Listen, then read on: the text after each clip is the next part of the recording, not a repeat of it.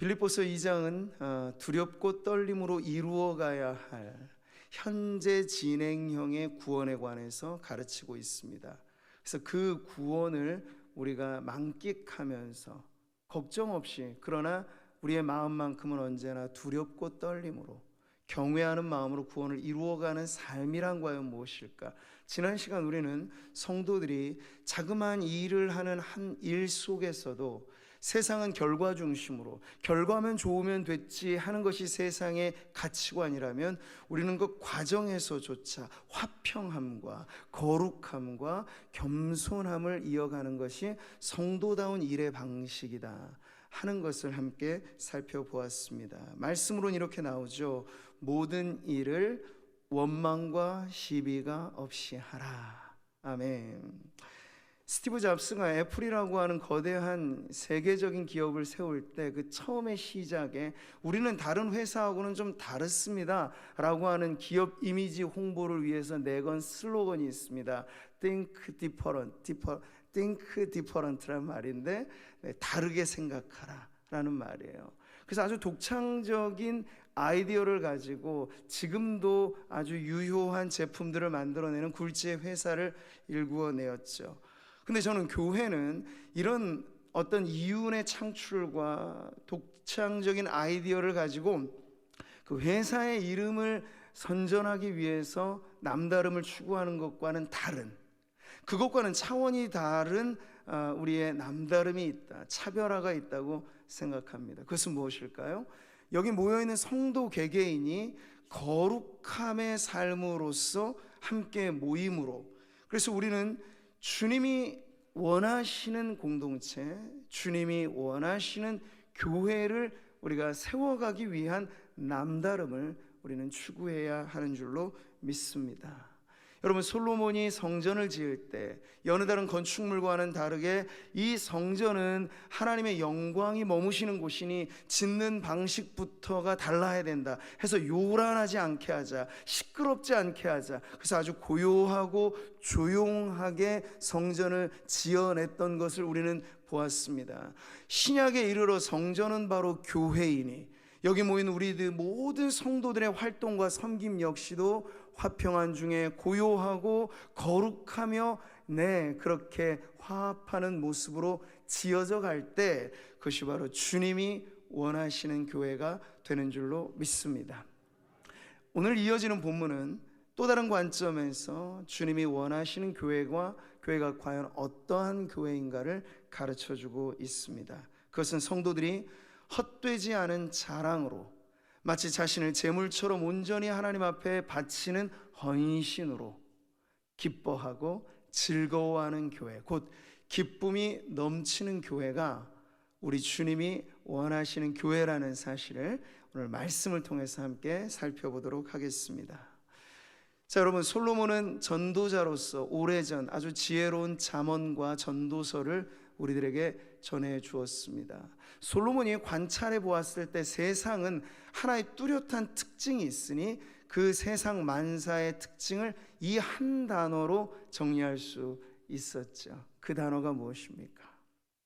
전도자가 이르되 헛되고 헛되며 헛되고 헛되니 모든 것이 헛되도다.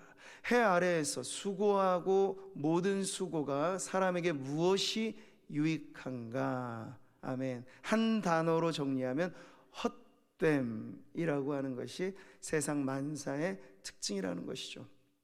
그 세상 속을 살아가는 우리의 인생살이 역시도 그래서 멀리서 보면 누군가 말했듯이 인생은 희극 같으나 가까이서 들여다보면 그 수고하고 고통스러운 짐을 지고 살아가는 인생은 참 비극과 같다라고 말을 하는 것이죠. 자, 그러니 이 세상 속에서 이러한 인생을 살아가는 성도들이 헛된 영광을 추구하지 않고 헛되지 않은 내 삶을 살아가는 그 비결, 남다름은 과연 어디에 있을까요? 오늘 빌립보서의 본문은 이 바울의 자전적인 고백을 통해서 그것을 가르쳐주고 있습니다. 우리가 16절로부터 같이 살펴보았는데요, 16절은 한 구절로 쭉 이루어진 듯 하지만 그 의미로 나누어 보면 우리가 지난 시간에 그래서 16절에 앞부분만을 끊어서 살펴봤죠. 생명의 말씀을 굳게 붙잡으십시오. 우리 한글 번역에 나와 있는 생명의 말씀을 밝혀라는 뜻과 또 다른 의미에서 생명의 말씀을 굳게 붙잡으십시오 하는 것이 빌립보 성도들에게 적용되어지는 구절이라면, 이제 16절 하반절부터는 바로 사도 바울이 자신의 입장에서 고백하는 그러한 말씀입니다.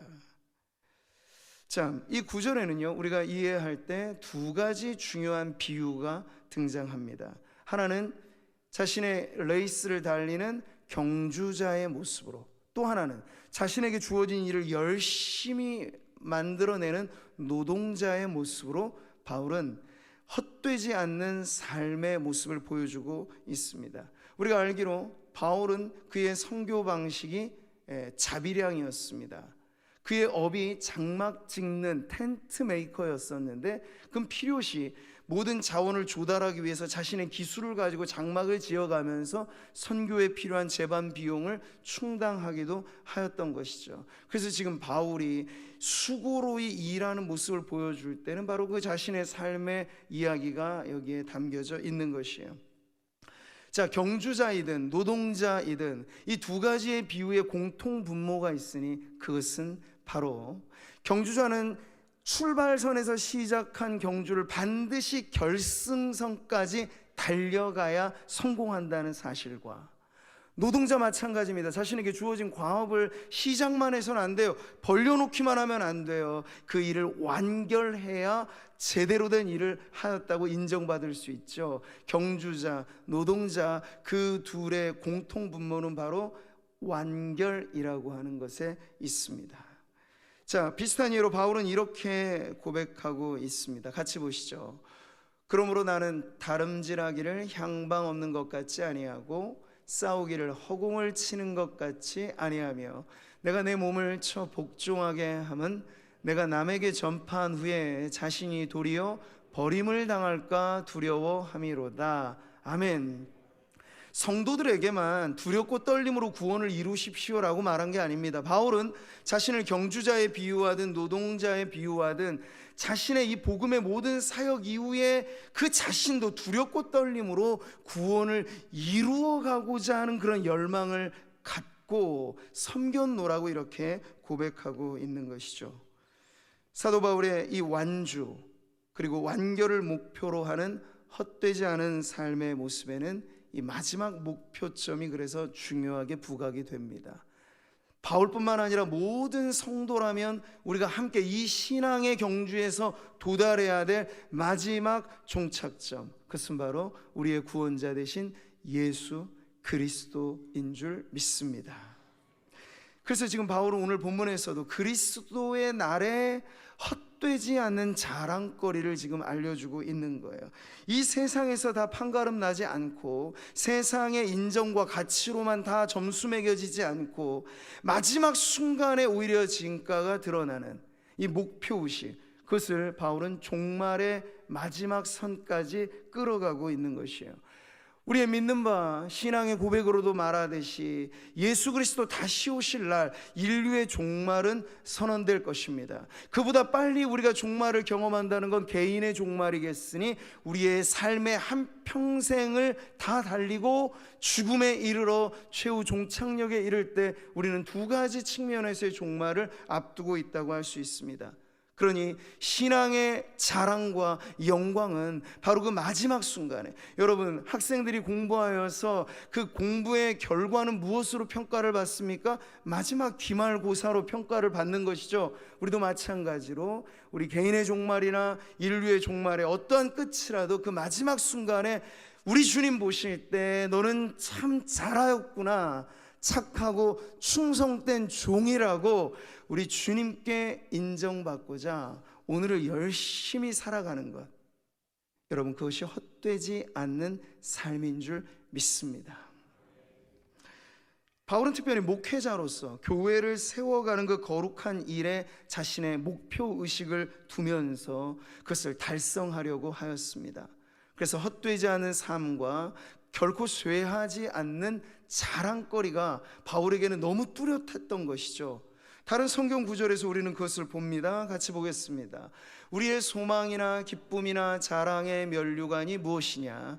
그가 강림하실 때 우리 주 예수 앞에 너희가 아니냐? 너희는 우리의 영광이요 기쁨이니라. 아멘. 바울의 자랑거리가 무엇입니까? 바로 교회라는 것이에요. 성도들의 행복한 교회 생활은 성도들이 살아가는 삶에서 바로 이 자랑으로 드러나게 돼 있습니다. 만약 여러분이 구미 상모교회 성도됨이 부끄럽지 않고 자랑스럽다면 우리의 삶의 어느 곳에서든지 정말 내가 다니는, 내가 속한 교회는 너무 좋은 교회예요, 나는 우리 교회의 지체됨이 너무나 자랑스럽습니다 라고 누구를 대하든지 만나든지 말하실 수 있을 것입니다. 근데 여러분, 그 자랑은 결코 부끄러운 것이 아니에요. 성경은 인생을 살아가면서 우리가 세상에 속했을 때 하는 그 세상적인 나의 어떠함, 나의 이력, 경력, 나의 성공, 이것에 대한 자랑거리는 십자가 앞에 다 묻어두라고 가르쳐 줍니다. 자랑은 결코 성도의 미덕이 아닐 것입니다. 그러나 한 가지 자랑만큼은 성경이 권장하고 이것은 절대로 부끄러운 자랑이 아니라고 말하니, 이것은 영원한 우리의 자랑거리인 예수 그리스도요, 이 지상에 남겨두신 그리스도의 몸으로서의 교회에 대한 자랑은 여러분이 하면 할수록 이것이 우리의 신앙을 더욱더 기쁘게 만드는 이유가 될 것입니다. 그러니 저는 두 가지 자랑, 헛되지 않은 자랑, 바로 그리스도 예수께 대한 우리의 자랑과 주님의 몸된 교회로서 우리 상모교회에 대한 자랑스러움이 오늘도 예배하는 성도님들의 마음에 가득 넘쳐나기를 축복합니다. 자, 바울이 이렇게 헛되지 않은 자랑이 무엇인지를 알려주면서 이제 나아가는 부분은 빌립보 교회와 그리고 바로 자기 자신에게 대한 헌신의 삶을 일깨워 주는 내용으로 나아갑니다. 여기에도 또 하나의 비유가 등장해요. 이 비유는 구약에서 제사를 드림으로써 하나님 앞에 예배하였던 그 제사의 핵심이 되는 제물의 비유를 들고 있습니다. 17절 말씀 같이 보시죠. 만일 너희 믿음의 제물과 섬김 위에 내가 나를 전제로 드릴지라도 나는 기뻐하고 너희 무리와 함께 기뻐하리니. 아멘. 빌립보 교회 성도들을 무슨 제물이라고 말합니까? 믿음의 제물이라고 말합니다. 그러니까 믿음으로 제물되어진 삶을 의미하는 것이고, 바울은 자신에 대해서는 뭐라고 말합니까? 전제와 같다고 말합니다. 여기 전제라고 하는 건 구약시대의 제사의 방식 중에 제단 위에 받쳐져 있는 제물 위에 포도주를 붓는 것입니다. 헌신 위에 헌신이며 하나님 앞에 내가 희생과 헌신의 삶을 살겠습니다라고 하는 그런 결단이 담겨져 있는 예배의 방식이 바로 전제입니다. 이 두 가지가 한데 어우러진 것이죠. 교회 그 자체가 하나님 앞에 드려지는 믿음의 제물이고, 바울은 그 제물 위에 부어지는 포도주와 같은 전제로서 자신의 인생을 표현하고 있는 것이에요. 자, 로마서에서 우리는 성도들이 제물로서 살아가는 삶이 이러합니다 라고 하는 가르침을 받는데요, 바로 이 말씀이죠. 그러므로 형제들아, 내가 하나님의 모든 자비하심으로 너희를 권하노니 너희 몸을 하나님이 기뻐하시는 거룩한 산 제물로 드리라. 이는 너희가 드릴 영적 예배니라. 아멘. 자, 이 말씀과 같이 지금 성도들이 드리는 믿음의 제물과 목회자 된 바울이 바치는 전제는 함께 어우러질 때 산 제물이라 표현하는 것이고, 그것이 영적인 예배라고 가르쳐 주는 것이죠. 그러니까 성도들은 두 가지 예배를 오가며 사는 것입니다. 주일에 함께 모여 공동으로 함께 드리니 공예배와, 그리고 개개인이 흩어져 살아가는 삶에서 삶으로 드리는 예배, 우리는 이 양자간을 오가면서 영과 진리의 예배자로 한평생을 살아가고 있는 것이죠. 그럴 때 예배의 예배다움의 핵심에 무엇이 있습니까? 제물이 있습니다. 근데 여러분, 그 제물, 구약 시대에는 나 대신 죽어야 할 희생 제물, 나 대신 하나님 앞에 바쳐져야 할 화목 제물, 이 많은 제물들이 신약 시대의 새 언약으로 완성되자 어떻게 이루어졌습니까? 예수 그리스도께서 십자가에서 단 한 번에 영원한 효과를 갖는 제물이 되셔서 오늘 저와 여러분은 주님 앞에 나아올 때 그렇게 살아있는 어떤 죽어지는 짐승을 가져오지 않아도 하나님이 연락하시는 예배를 드릴 수 있게 된 것이에요. 바로 예수 그리스도로 말미암아 하나님 앞에 나아갈 수 있게 된 것이죠. 그러니 오늘 성경은 우리가 드려야 될 제물은 이제 양이며 소녀 이런 짐승이 아니라 바로 우리 자신의 삶을 살아있는 제물처럼 주님 앞에 드리리라. 곧 헌신과 희생과 결단이 예배의 가장 중요한 내용이라고 하는 걸 가르쳐 주는 것이죠. 자, 이런 점에서 오늘 우리 자신을 비추어 본다면요, 우리는 지금 어떠한 삶을 살고 있는가 점검해 볼 수 있습니다. 빌립보 교회를 믿음의 제물이라 비유하였듯 우리 구미 상무교회는 제물되어 주님 앞, 여러분 제물은 바쳐져야 제물이 됩니다. 제물이 혼자 날뛰고 돌아다니면 그건 제물이 아니에요. 죽어지고 제단 위에 올라갈 때 제물이 되는 것입니다. 근데 우리는 살았다고는 하지만 우리의 마음은 언제나 그리스도 예수 앞에 이제 내가 사는 것은 나대로의 삶, 내 욕망과 내 욕심을 추구하는 삶이 아니라 나를 위해 자기 목숨을 버리신 하나님의 아들을 믿는 믿음으로 산다고 말하면 그것이 산 제물이 되는 거예요. 우리는 그렇게 바쳐지고 드려진 제물인가, 아니면 아직도 내가 살아 날뛰고 있는 그러한 인생인가? 바쳐진 제물이 아니면 우리는 나 자신의 가치를 계속해서 추구하는 보물이 되려고 할 텐데, 여러분 그렇게 보물로서 진열장에 고이 장식되어지는 것이 성도의 바람직한 인생이 아니라고 하는 것을 오늘 말씀은 가르쳐 줍니다. 찬장에 고이 모셔둔 여러분 글라스나 보기에는 좋아 보이지만 전혀 유용하지 않고 실생활에 쓰여지지 않는 장식품에 성도의 삶을 빗댈 수는 없다는 얘기죠. 주님이 우리를 들어 쓰실 때 자주 쓰고 즐겨 쓰고 그래서 닳아 없어질 때까지 쓰십시오라고 바치는 것이 믿음의 제물로, 전제처럼 부어진 제물로 살아가는 성도요, 저와 같은 목회자요. 그래서 교회와 목회자가 한 제물로서 바쳐지는 것이 바로 오늘 예배하는 저와 여러분이 되기를 축복합니다. 18세기의 유명한 부흥의 기수였던 조지 휘필드라고 하는 목회자는 자신의 일기장에 새겨놓은 이 결단을 우리들에게 알려주고 있는데 그 글귀가 너무 아름다워요. 같이 읽어보시죠. 나는 녹슬어 없어지기보다 닳아서 없어지기를 원합니다. 아멘이십니까? 근데 닳는다는 거 아깝지 않으세요?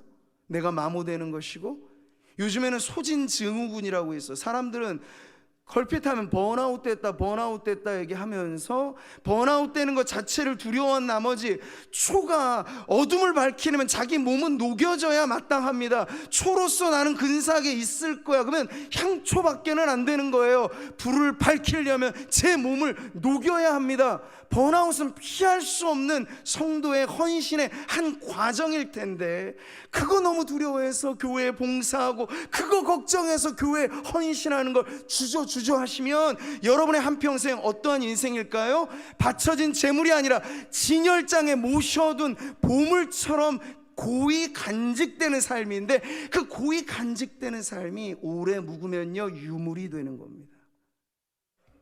어떤 삶을 선택하시겠습니까? 오늘 내 삶을 주님께 드려, 내 은사, 내 재능, 내 달란트, 내 가진 것 주님 앞에 그리 많은 것 아니지만 바쳐지고 드려지면 그 제사 주님의 영광을 나타낼 수 있는 제물된 삶이니 오늘 주님 제가 이것을 아깝게 여기지 않고 주님께 드리겠나이다. 오늘 예배하는 성도들의 마음 가득히 바로 이 고백이 넘쳐나시기를 축복합니다.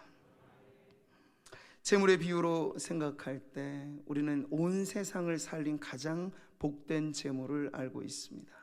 고난주간을 이제 우리가 앞두면서 십자가에서 자기의 한 목숨을 대속제물로 바치셨던 분, 예수 그리스도의 그 희생. 그래서 주님은 자신을 밀알에 비유해서 밀알은 자기 한 형태를 유지하면 그대로 없어지는 것밖에 안 되지만 땅에 묻혀 썩어 형체조차 없어지면 비로소 많은 생명을 낸다고 말씀을 하셨습니다. 예수님이 자신의 목숨까지 아낌없이 우리를 위하여 주셨기에 오늘 2000년 기독교 역사는 숱한 박해와 핍박과 고난과 환난이 엄청나게 불어왔음에도 불구하고 하나님의 나라가 쇠하지 않고 점점 더 왕성해지고 있다는 사실을 여러분 믿으십시오. 예수님이 우리 앞서 이와 같이 대속물로 자신의 목숨까지 내어주신 것이 우리에게는 내 한 목숨도 주님 위에 아깝지 않은 삶을 살리라 라고 하는 날마다의 결단과 헌신의 이유가 되었으면 좋겠습니다.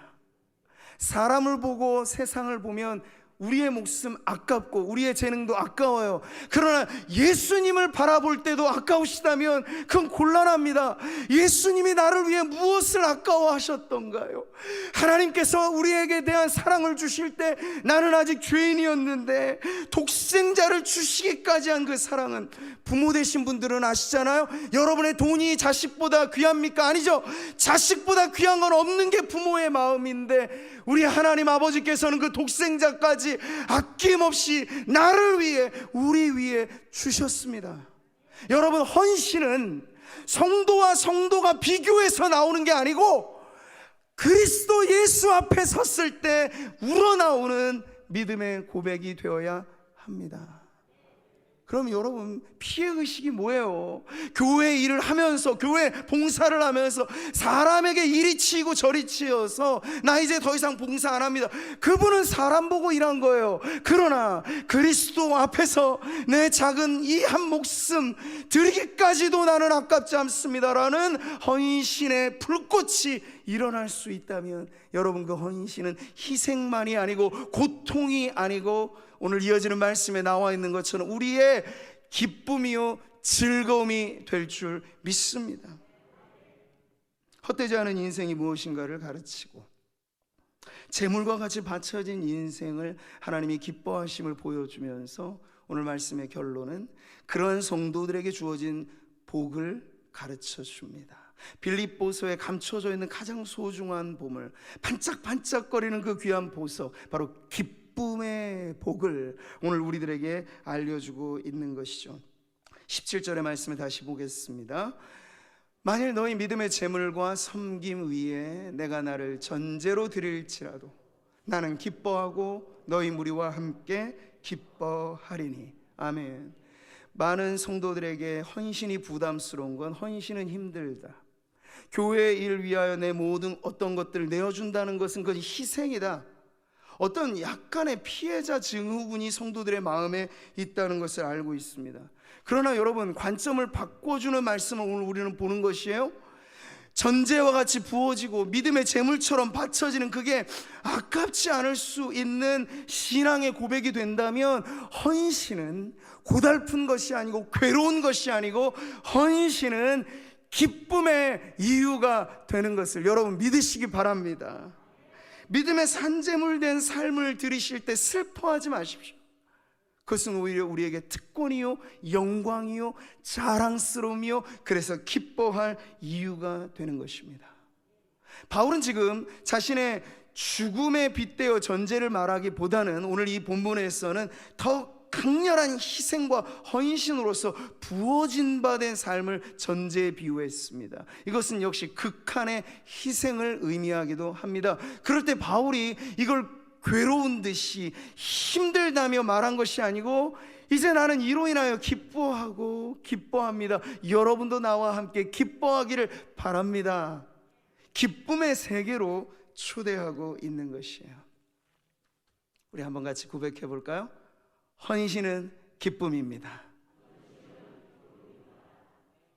그것을 믿기에 저는 목회자로서 성도들이 교회의 크고 작은 봉사, 어제도 오늘 전도회별로 모여서 3, 4, 5 이렇게 함께 하신 분들이 구석구석을 청소하고 할 때 여러분 일주일에 한 번 1시간 교회에 와서 예배만 드나들듯이 하시는 분들과 정말 여러분 누가 앉았다 지나가면 거기에는 뒷자리에 남겨진 뭔가가 있을 거 아니에요. 그걸 누가 정리하고 정돈해야 우리는 또다시 모이기에 쾌적한 환경이 되는데, 누가 보지 않아도 나는 교회를 사랑하는 마음으로 작은 것 하나라도 나는 봉사하고 섬기겠습니다 하는 그런 성도로 사시는 것이 제가 보장하건대 기쁨이 넘치는 교회 생활이 될 것입니다.